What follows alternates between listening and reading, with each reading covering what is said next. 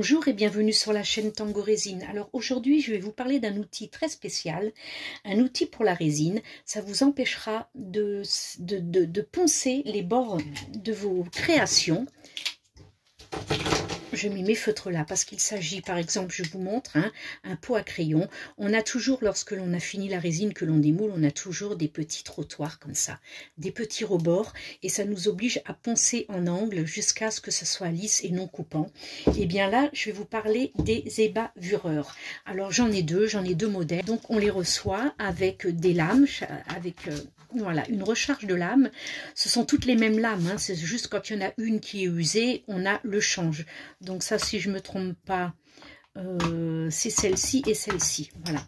Alors, pour cet ébavureur-là, que je vous montre, voilà, les différentes lames. Pour cet ébavureur-là, pour changer la lame, il suffit donc d'appuyer sur le petit bouton, d'enlever, et voilà, tout simplement, vous la changez, vous jetez celle-ci, et hop, vous rappuyez sur le bouton, vous la remettez, vous voyez, elle est bloquée. Pour celui-ci, donc, c'est une façon différente d'enlever et de mettre les lames. Il suffit, vous avez une petite bague là, vous appuyez sur la bague et vous pouvez sortir donc la lame et la re-rentrer et voilà, elle est bloquée. Donc c'est parfait, c'est très simple pour changer, donc c'est vraiment pas un casse-tête du tout. Donc là, j'ai des petits rebords. Ce pot-là, je me le suis fait, je l'ai gardé parce que j'en avais besoin pour mes feutres alcool, donc tout simplement, voilà. Alors donc, comme je me l'étais gardé pour moi, je voulais en venir là, je n'ai donc pas pris la peine de poncer et tout. Quand je vends, bien sûr, les finitions sont fignolées et tout. Là, c'était pour moi, je ne l'ai pas fait. Donc, je vais le faire devant vous. Il suffit juste vous prenez appui avec votre pouce et puis vous... Voilà, je sais pas, j'espère que vous le voyez bien. On voit les petits, voilà, les petits copeaux, et ça vous permet d'avoir un bord lisse. Voilà, et de ne pas avoir à poncer. Vous pouvez aussi, si vous le souhaitez, casser les angles. Si vous trouvez que des angles sont trop coupants pour certaines créations, on peut éviter d'en avoir. Voilà, et là, c'est quand même, voilà, c'est lisse. J'ai plus de soucis. Bon, il y a très longtemps, ça fait plus d'1 an que ce pot a été fait, donc la résine est complètement catalysée, donc elle est dure et vous voyez qu'on a quand même possibilité 1 an après de rattraper ce qui n'a pas été fait. J'utilise donc le second pour vous montrer que c'est la même chose. Bon, là j'avais un trou de bulle, donc forcément c'est un peu plus compliqué. Vous voyez, celui-ci j'ai l'impression qu'il coupe même un petit peu mieux. Vous voyez, hop, on voit mieux les copeaux. C'était mon premier pot à crayon, donc quand c'est comme ça, il y a un petit peu de loupé. On se le garde pour soi. Ça permet pendant les expos d'avoir un modèle et puis de dire je peux vous faire ça de cette couleur, de telle peau, de telle taille. Voilà, ça sert de modèle finalement.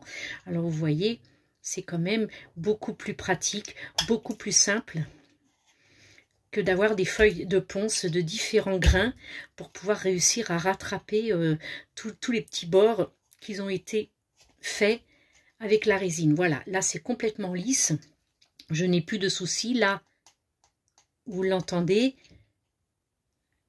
j'ai mon petit bord parce que la résine, bon, lorsqu'elle sèche, lorsque vous l'avez coulée, je le dis souvent dans mes tutos, elle se rétracte. Donc le milieu se rétracte, ce qui fait que le bord, vous avez toujours un trottoir.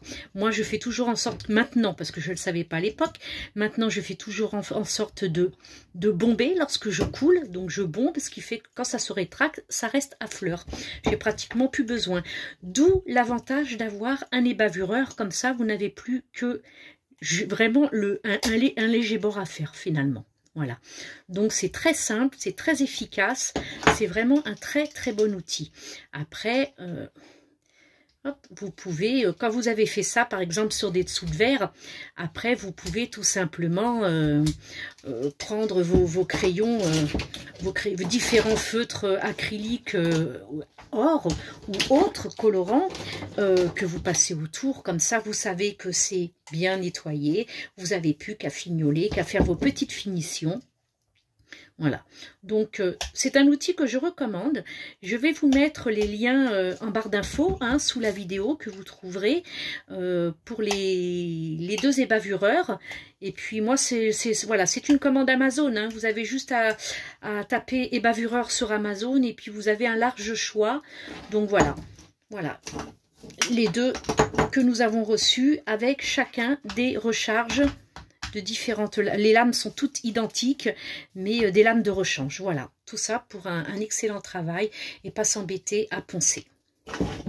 Voilà, j'espère que cette petite vidéo vous aura plu. Elle sera placée dans la playlist astuces.